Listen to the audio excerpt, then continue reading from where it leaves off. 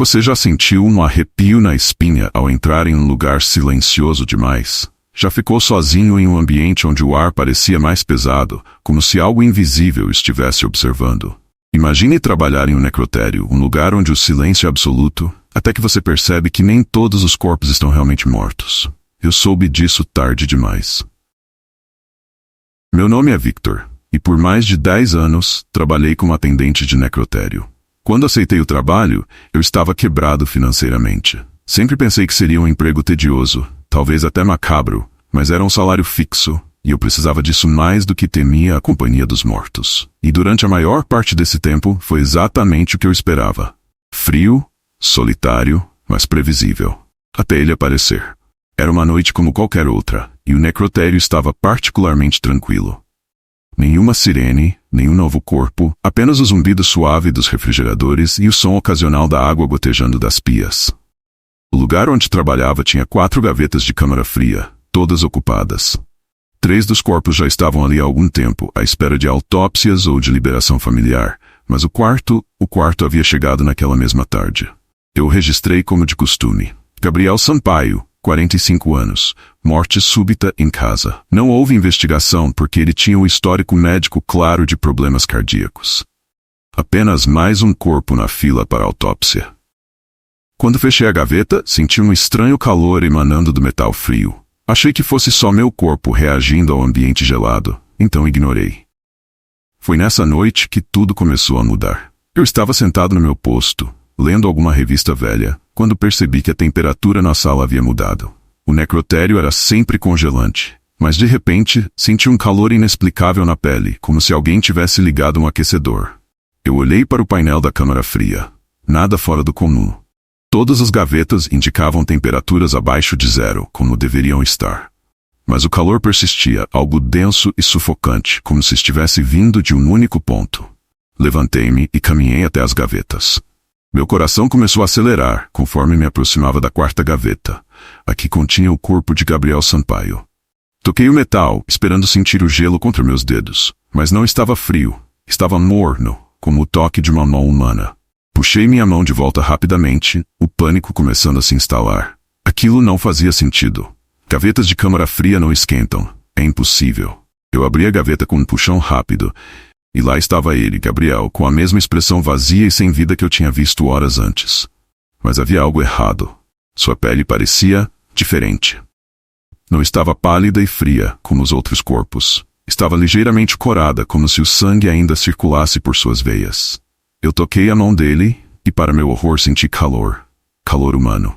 Me afastei, meu coração disparado. Por um momento pensei em chamar meu chefe ou algum médico, mas como eu explicaria aquilo? Quem acreditaria em mim? Tentei ignorar o acontecimento, voltando para o meu posto. Tentei trabalhar, mas não conseguia tirar Gabriel da cabeça. Algo estava profundamente errado. Cada vez que me levantava para checar as gavetas, a 4ª gaveta estava ainda mais quente. E não parava por aí. A primeira vez que vi os olhos de Gabriel abertos foi quando eu soube que estava envolvido em algo muito além do natural. Eram cerca de 3 da manhã. A sala estava silenciosa, exceto pelo som baixo dos refrigeradores.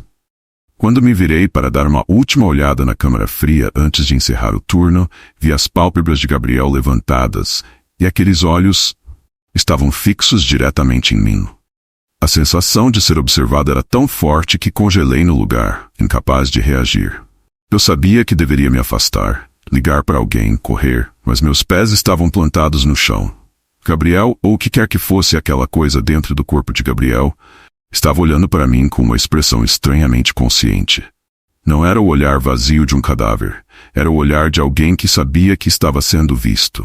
Senti meu corpo tremer. O suor escorria pela minha testa, e as luzes da sala pareciam tremer junto com meu coração. Então, com um movimento quase imperceptível, os lábios de Gabriel se moveram. Eu não ouvi palavras, mas o suficiente para saber que ele estava tentando dizer algo. Tentei me aproximar, com a intenção de fechar a gaveta, mas quando cheguei mais perto, vi algo que me deixou petrificado. Gabriel havia começado a respirar. No dia seguinte, chamei um legista para fazer a autópsia de Gabriel, na esperança de que após o exame, aquela sensação horrível desaparecesse. Eu precisava de provas de que ele estava morto, que aquilo que vi era apenas fruto de minha mente cansada. Mas a autópsia nunca aconteceu. No momento em que o legista abriu a gaveta e se preparava para iniciar o procedimento, o corpo de Gabriel ainda estava quente, mais quente do que qualquer cadáver deveria estar após tanto tempo. O legista, perplexo, passou a mão pela testa, confuso. Isso é impossível, ele murmurou, olhando para o termômetro. Corpos não se mantêm aquecidos assim, não depois de tantas horas. Então algo ainda mais terrível aconteceu. O corpo de Gabriel começou a se mover. Um espasmo no braço, depois na perna. Antes que qualquer um de nós pudesse reagir, Gabriel abriu os olhos e sentou-se bruscamente, sua respiração pesada e irregular, como alguém que havia acabado de acordar de um pesadelo. O legista deu um grito sufocado, derrubando seus instrumentos. Eu, por outro lado, fiquei paralisado, incapaz de acreditar no que via. Gabriel nos olhou, agora com uma expressão clara de consciência. Havia uma fome em seus olhos, um desejo sombrio que ia além da compreensão humana. Ele murmurou algo, uma palavra que não conseguimos entender, mas uma coisa era certa. Gabriel Sampaio, o homem que havia sido dado como morto, não estava morto. O necrotério, que sempre fora um lugar de silêncio absoluto, agora estava preenchido com a presença de algo que não deveria existir. Algo que não pertencia a este mundo. Nos dias que se seguiram, o necrotério nunca mais foi o mesmo. Gabriel desapareceu misteriosamente junto com os registros de sua morte. Cada tentativa de contato com familiares ou autoridades acabou em silêncio. Era como se ele nunca tivesse existido, mas eu sabia. Eu vi. E todas as noites, quando volto para casa, sinto o mesmo calor inexplicável. Como se Gabriel ainda estivesse ali, me observando, esperando o momento certo para se revelar novamente. O corpo de Gabriel nunca esfriou. E eu nunca mais senti a paz que tinha antes de vê-lo.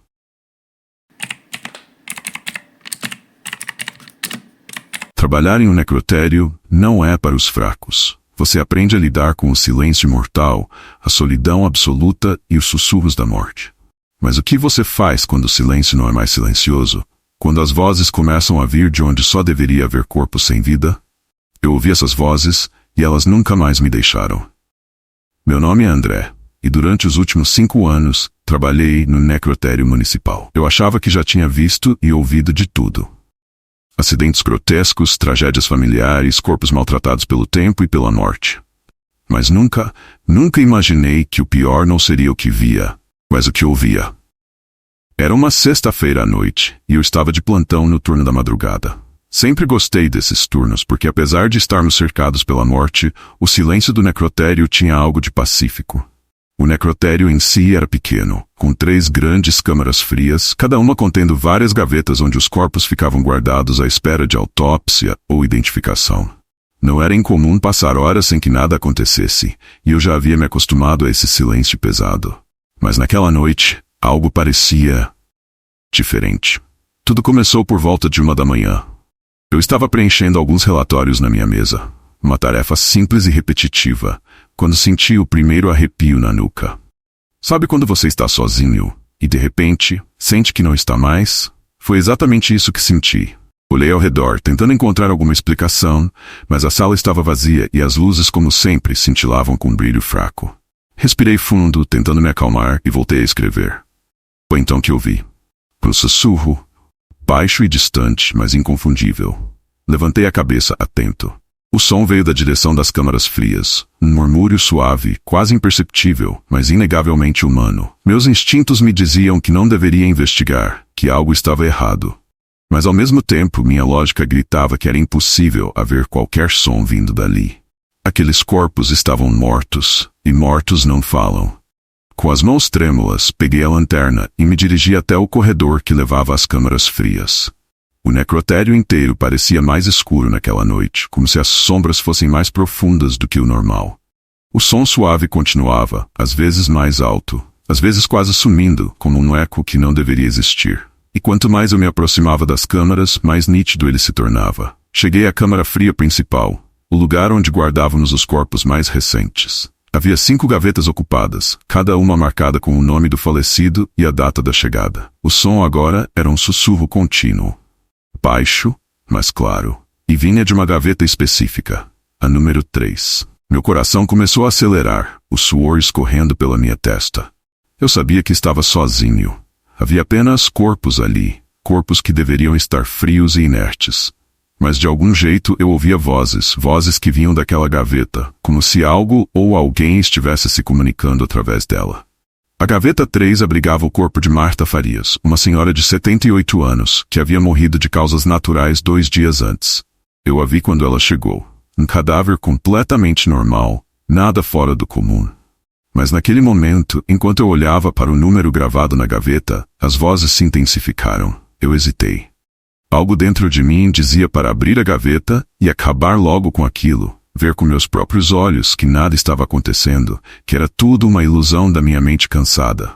Mas outra parte, uma parte mais profunda e primitiva, me dizia para não tocar naquela gaveta, para me afastar e fingir que não tinha ouvido nada. Eu escolhi ignorar meus instintos. Com um puxão rápido abri a gaveta. O ar frio escapou como sempre e ali estava Marta, deitada como a vi pela última vez. Seu corpo ainda estava coberto pelo lençol branco, mas algo estava diferente.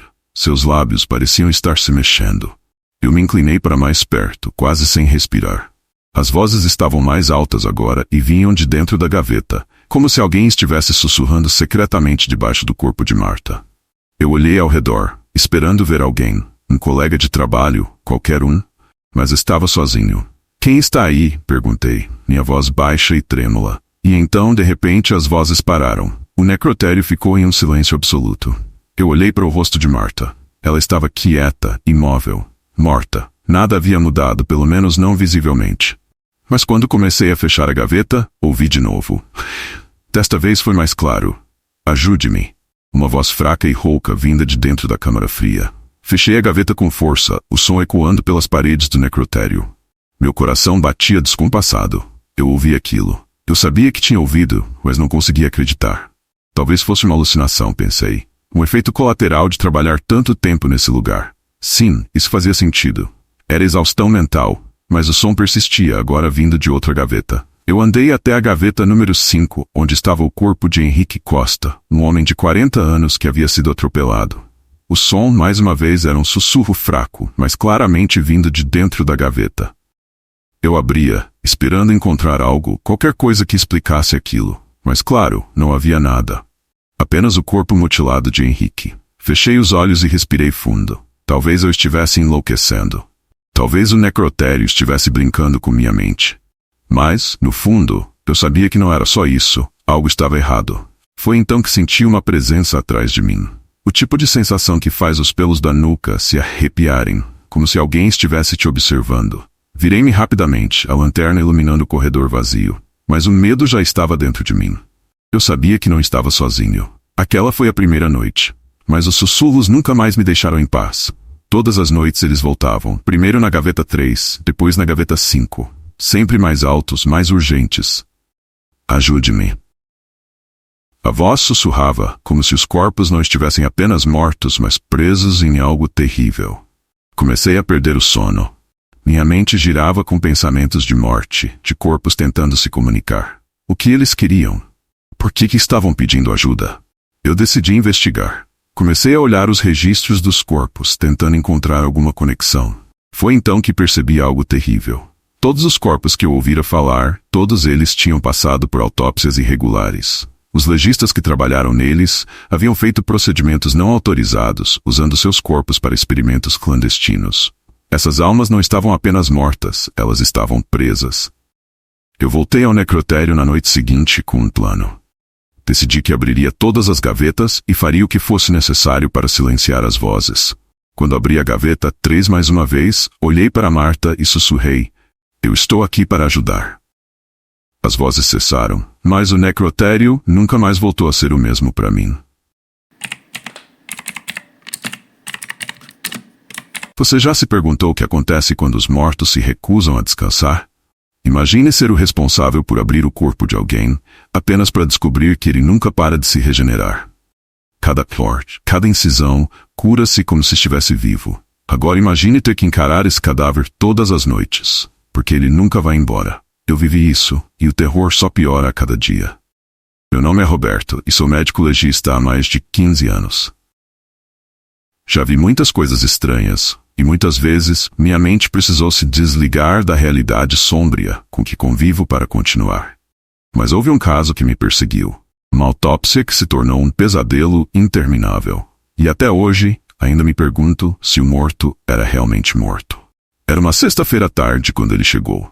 O corpo de Lucas Reis, um homem de 32 anos, vítima de um aparente ataque cardíaco fulminante. A polícia tinha sido rápida em arquivar o caso. Sem sinais de violência ou circunstâncias suspeitas, Lucas foi enviado diretamente para o necrotério, apenas mais um corpo aguardando a autópsia para constatar o óbvio. Eu havia lidado com tantos casos semelhantes que, à primeira vista, ele não parecia diferente de qualquer outro. Peguei o prontuário, vesti minhas luvas e preparei os instrumentos. Havia um procedimento padrão, um passo a passo que se tornava automático após tantos anos. Corte aqui, examine ali, preencha os relatórios. Nada nunca me surpreendia. Até aquela noite. Lucas parecia um cadáver comum. Sua pele estava fria, um tom cinza azulado, e seus músculos rígidos pelo rigor mortis. Eu fiz o primeiro corte no peito, uma incisão limpa e precisa, que deveria revelar o coração que teoricamente havia falhado. Mas assim que terminei o corte, algo inacreditável aconteceu. A pele começou a se regenerar. No início pensei que meus olhos estavam me enganando. Pisquei algumas vezes, tentando focar, mas não era ilusão.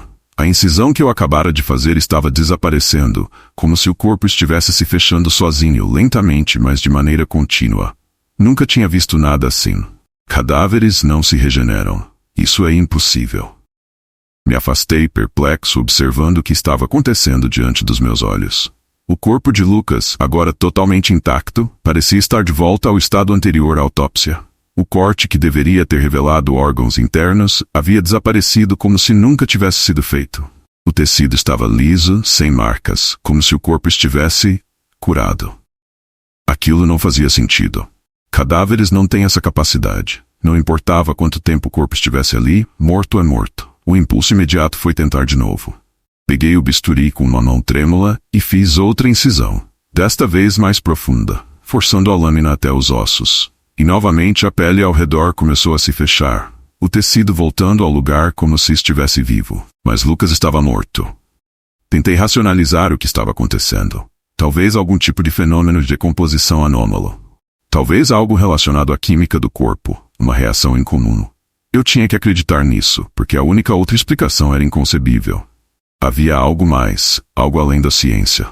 Continuei com a autópsia, lutando contra a lógica do que via. O coração de Lucas, quando finalmente consegui vê-lo, estava intacto. Nenhuma cicatriz, nenhuma indicação de falha ou trauma. Era como se o homem nunca tivesse morrido. Mas eu sabia que ele estava morto. Eu sabia.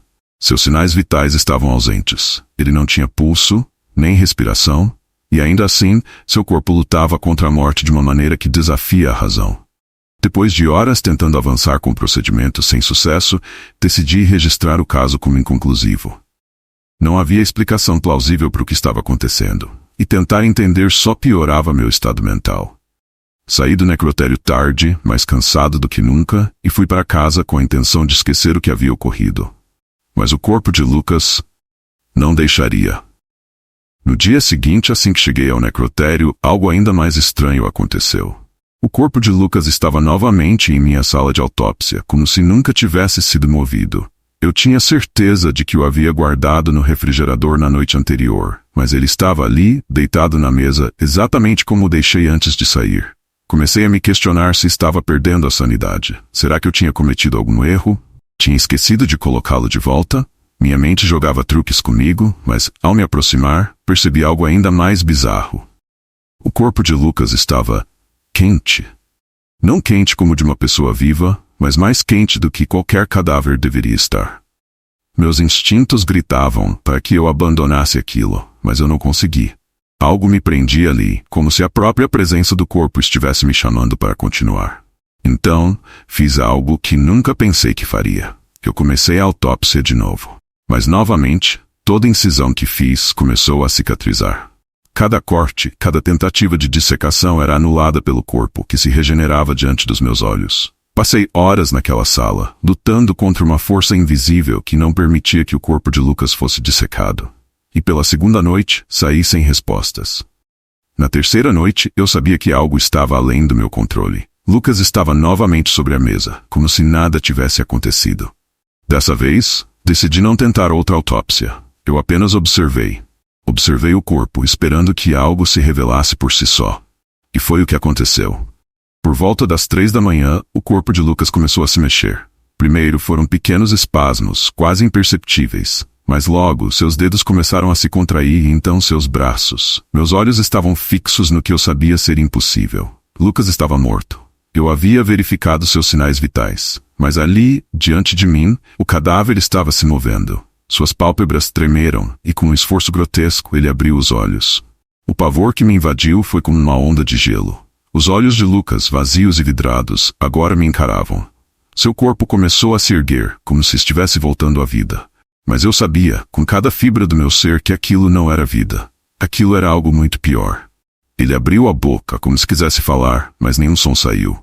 Em vez disso, um ruído de carne rasgando encheu o ar enquanto seu corpo começava a se contorcer, como se algo estivesse tentando sair de dentro dele.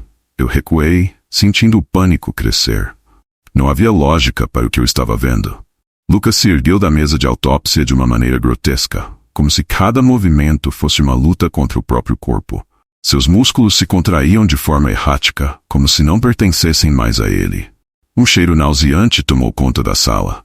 Não era o odor comum da morte, mas algo pior, mais podre, como se algo estivesse apodrecendo por dentro dele e forçando o caminho para fora. Eu tentei recuar, mas meus pés pareciam colados ao chão. Era como se meu corpo não quisesse obedecer à ordem de correr, de escapar daquela sala. Os olhos de Lucas ainda estavam fixos em mim, mas eles não tinham vida, não tinham a luz que uma pessoa viva tem. Eles eram como 2 buracos vazios que pareciam consumir tudo ao redor. Foi então que ele falou: "Ajude-me." A voz dele era fraca, mais um gemido do que uma fala real. Mas era claro o suficiente para me paralisar ainda mais. Como ele poderia falar? Como poderia estar se mexendo? Eu não sabia o que fazer. Esse não era mais um cadáver, mas também não era vida. Era uma aberração, algo que não deveria existir. "Ajude-me, por favor." Ele repetiu com um esforço grotesco, os lábios rachando e o sangue seco aparecendo em pequenas rachaduras ao longo de seu rosto. Mas não era o Lucas que estava pedindo ajuda. Não aquele homem que deveria estar morto. Havia algo mais. Algo que usava seu corpo como uma casca, algo preso entre a vida e a morte. Aquele momento foi a quebra de tudo que eu achava que sabia. A ciência não explicava aquilo. A razão humana não explicava. E eu naquele momento não queria explicação. Eu só queria sair dali. Eu saí, correndo da sala de autópsia, tropeçando nas cadeiras e instrumentos. Minhas mãos trêmulas quase não conseguiram alcançar o telefone, mas quando consegui, liguei imediatamente para o supervisor do necrotério. Eu mal consegui formular palavras coerentes, mas ele entendeu o suficiente para vir até lá.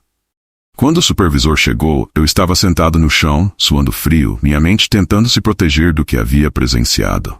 Quando ele abriu a porta da sala de autópsia e olhou para a mesa, Lucas estava deitado, imóvel novamente. O corpo não mostrava nenhum sinal de movimento. O rosto, antes grotescamente ativo, agora parecia mais uma máscara de tranquilidade mortal. Não havia mais indícios do horror que eu havia testemunhado, mas eu sabia. Eu sabia que aquilo não era o fim. O supervisor olhou para mim como se eu estivesse louco, como se minha mente tivesse me traído. "Roberto, você está bem? Parece que precisa de um descanso", ele disse, tentando ser empático, mas não havia maneira de ele entender. Eu tentei explicar, mas sabia que não adiantaria.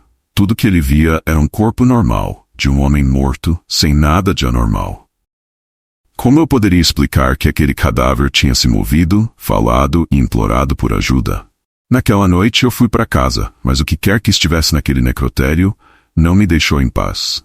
Todas as vezes que fechava os olhos eu via o corpo de Lucas, a pele se regenerando, os olhos vazios me encarando. Cada detalhe do que havia acontecido era como uma marca permanente na minha mente. Eu não consegui dormir.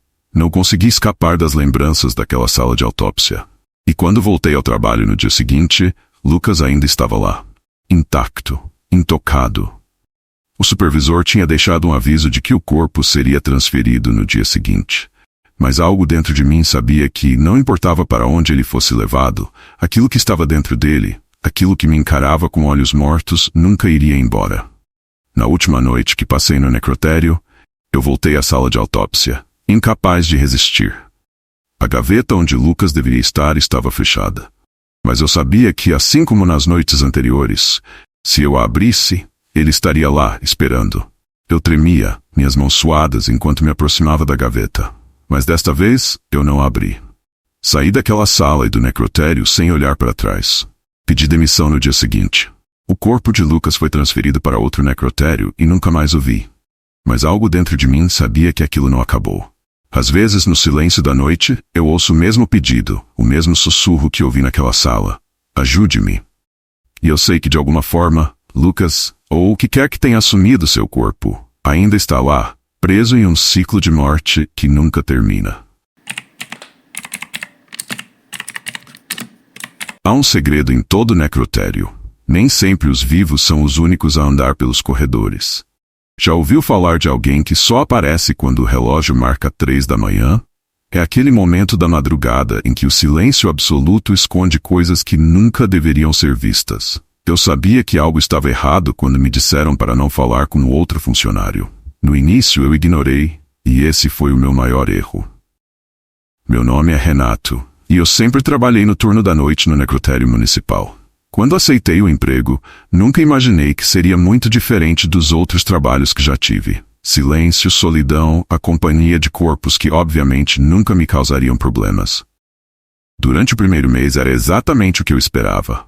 Um trabalho tranquilo, sem contratempos, a não ser pela inquietante solidão. Mas, com o tempo, o silêncio passou a me incomodar de uma maneira que eu não sabia explicar. Foi durante o meu segundo mês de trabalho que algo estranho começou a acontecer. Uma noite, enquanto fazia o inventário dos corpos recebidos, o encarregado do turno anterior, Alfredo, me deu um aviso, algo que parecia fora do normal, até para o ambiente sombrio de um necrotério. Olha, Renato, ele começou, com uma expressão séria. Quando der 3 da manhã, se você ver ele, não fale, não se aproxime, apenas continue seu trabalho como se não tivesse visto nada. Confuso, eu perguntei de quem ele estava falando, mas Alfredo apenas balançou a cabeça e foi embora, deixando o aviso pairando no ar como uma sentença. Não levei aquilo muito a sério, imaginando que fosse alguma piada entre os funcionários mais antigos, talvez um tipo de trote para assustar os novatos. Naquela noite, trabalhei normalmente até as 2:30 da manhã, preenchendo relatórios e organizando o estoque de produtos químicos. O necrotério estava tão silencioso quanto sempre. A única companhia eram os sons monótonos do sistema de ventilação e o zumbido baixo das câmaras frias. Às vezes o ruído da água gotejando ao longe quebrava o silêncio, mas fora isso, tudo parecia normal. Até que o relógio marcou 3 horas. Quando o ponteiro do relógio chegou às 3 da manhã, algo no ar mudou. Era como se o próprio silêncio tivesse ficado mais pesado, opressor. O necrotério, que sempre era frio e estéril, agora parecia ter uma presença. Uma sensação de que de repente eu não estava mais sozinho. Eu ouvi passos lentos arrastados, como se alguém estivesse caminhando pelos corredores. De início pensei que fosse algum colega chegando cedo para o turno da manhã, ou até mesmo Alfredo voltando por algum motivo. Mas os passos vinham de uma parte do necrotério que àquela hora deveria estar completamente vazia. A sala de autópsia. Fui tomado por uma curiosidade inquieta. Lembrei-me do aviso de Alfredo e por um momento pensei em ignorar os sons, continuar meu trabalho, fingir que nada estava acontecendo. Mas a curiosidade, ou talvez algo mais, me puxou em direção ao som. Ao me aproximar da sala de autópsia, os passos cessaram. O corredor estava vazio, a porta da sala ligeiramente aberta, como se alguém tivesse acabado de entrar. O cheiro de produtos químicos e o frio característico do necrotério me envolveram enquanto me aproximava, e então eu o vi. Ele estava de costas para mim, em frente à mesa de autópsia, como se estivesse examinando um corpo que, claro, não estava ali. Usava um uniforme antigo, sujo de algo que parecia sangue seco, com manchas amareladas de idade. Seus ombros estavam caídos, e ele se movia de maneira automática, como se estivesse cumprindo uma rotina que fizera 1000 vezes antes. Era um homem magro, de cabelos grisalhos e curtos, e seu pescoço tinha uma rigidez perturbadora, como se estivesse preso em um ângulo forçado. Tudo dentro de mim gritava para sair dali, para fechar a porta e me trancar no escritório até o turno acabar. Mas ao invés disso, minha boca se abriu antes que eu pudesse impedir. Você precisa de ajuda? Ele parou. Ficou imóvel por um segundo. E o silêncio que se seguiu foi sufocante. O ar ao meu redor parecia congelar, cada segundo se arrastando. Eu sabia que havia cometido um erro. Ele não era um funcionário. Lentamente ele começou a virar a cabeça, muito devagar, como se o próprio movimento fosse doloroso. Quando finalmente seu rosto ficou visível, eu entendi o motivo do aviso de Alfredo. Seu rosto não era humano. A pele estava esticada sobre os ossos de uma forma errada, com os olhos afundados e escuros, como buracos sem vida. Havia algo muito antigo nele, algo que não pertencia àquele lugar ou a qualquer lugar. Seus olhos me fixaram com uma intensidade gelada, e por um momento eu senti uma onda de frio percorrer meu corpo, congelando meu sangue. Ele abriu a boca, mas não falou. Apenas um som estranho, um gemido abafado, como se suas cordas vocais estivessem ressecadas pelo tempo, ecoou pelo espaço. O pânico me dominou. Eu dei um passo para trás, tentando me afastar daquilo, mas ele deu um passo em minha direção. Os movimentos mecânicos, quase automáticos. Cada passo parecia consumir o ar da sala, como se ele estivesse sugando toda a energia ao seu redor. Sem pensar duas vezes, saí correndo, o som dos meus próprios passos ecoando pelos corredores enquanto o terror se agarrava à minha pele. Tranquei-me no escritório ofegante, meu coração batendo descontrolado. Lá fora, o silêncio havia voltado, mas eu sabia, não estava mais sozinho. No dia seguinte, Alfredo voltou ao necrotério, e eu imediatamente o confrontei sobre o funcionário que havia visto. Eu disse para você não falar com ele. Alfredo respondeu, com uma expressão cansada, como se já tivesse passado por aquilo antes. Ele era um dos antigos legistas, morreu há anos. Ninguém sabe como ou porquê, mas desde então ele aparece aqui sempre às 3 da manhã. Se você fala com ele, ele te segue. Senti o frio percorrer minha espinha. Aquilo não podia ser real. Era uma história, uma lenda, algo que os funcionários antigos inventaram para assustar os novos. Mas eu sabia o que tinha visto. Aquilo não era invenção. E de fato, naquela noite, algo mudou. Os passos voltaram. Mas dessa vez, eles não estavam limitados à sala de autópsia. Eles ecoavam pelos corredores, se aproximando de onde eu estava. Ouvi os sons arrastados se aproximar da porta do escritório onde eu estava sentado. Meu coração disparou e eu fiquei imóvel esperando. A maçaneta tremeu, como se alguém estivesse do lado de fora. Então, o silêncio. O ar ficou denso, e por um momento, pensei que havia imaginado tudo. Mas quando olhei pela pequena janela da porta, o vi de novo. Ele estava do outro lado, parado, me observando. Seus olhos vazios pareciam perfurar minha alma, e eu sabia que ele estava esperando. Esperando que eu abrisse a porta. As noites seguintes foram insuportáveis. Toda vez que o relógio marcava 3 da manhã, ele aparecia. Sempre observando, sempre me seguindo pelos corredores. Eu ouvia os passos onde quer que fosse, o som fraco, mas inconfundível. Não importava se eu trancava as portas ou me escondia em outras partes do necrotério. Ele sempre me encontrava. E eu sabia, no fundo, que ele estava esperando algo, esperando o momento certo para me levar. Eu tentei explicar ao supervisor o que estava acontecendo, mas ele apenas me olhou como se eu fosse louco. Ninguém acreditava em mim. Agora, cada noite é uma batalha entre mim e aquela presença sombria. E sei que, mais cedo ou mais tarde, cometerei outro erro. Direi algo, ou farei algo, que o deixará entrar. E quando isso acontecer, não haverá como escapar. Se você estiver lendo isso e for trabalhar no necrotério, apenas lembre-se de uma coisa.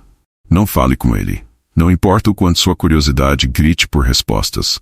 Não importa se ele parece precisar de ajuda, porque uma vez que você fala, ele te segue. E ele nunca mais vai embora.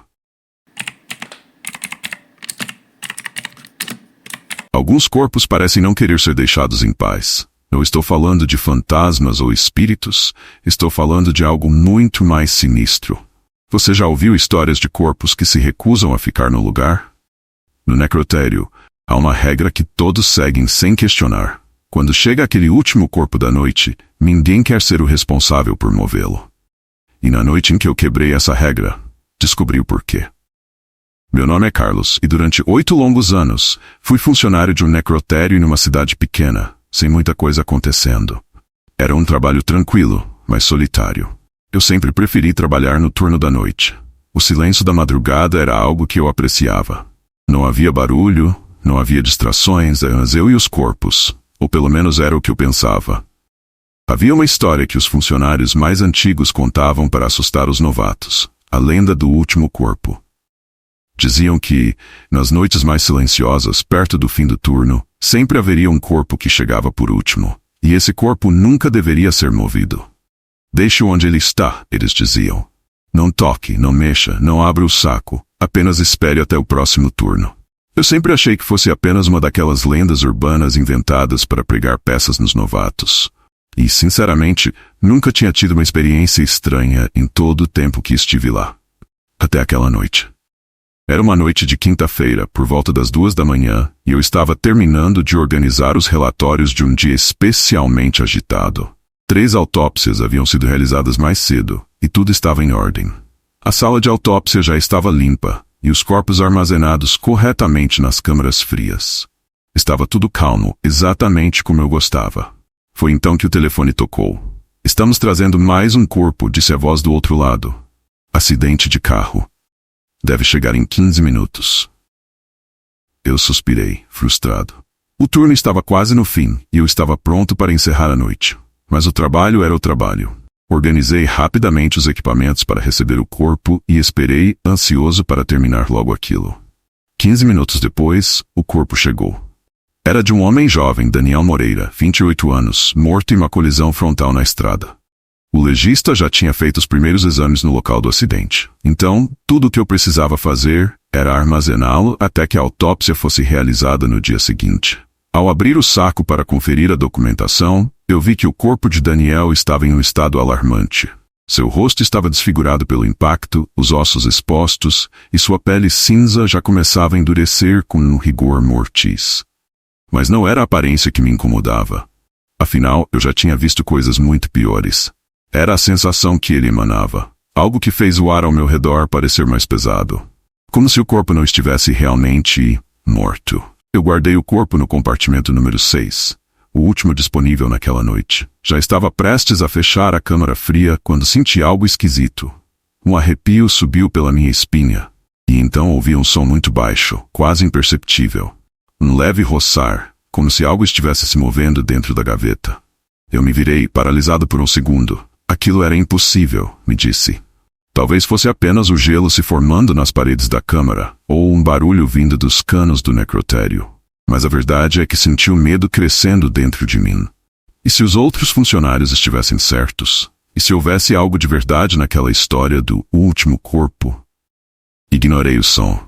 Fechei a câmara fria e decidi que era melhor não pensar mais naquilo. Estava cansado, minha mente estava pregando peças, e eu só precisava terminar meu turno e ir para casa.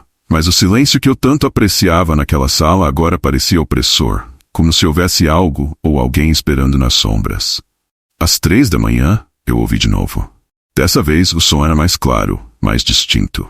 Um raspado. Como unhas contra metal. Vinha da câmara fria número 6. Meu coração começou a bater mais rápido, e uma parte de mim queria sair correndo daquele lugar e nunca mais voltar.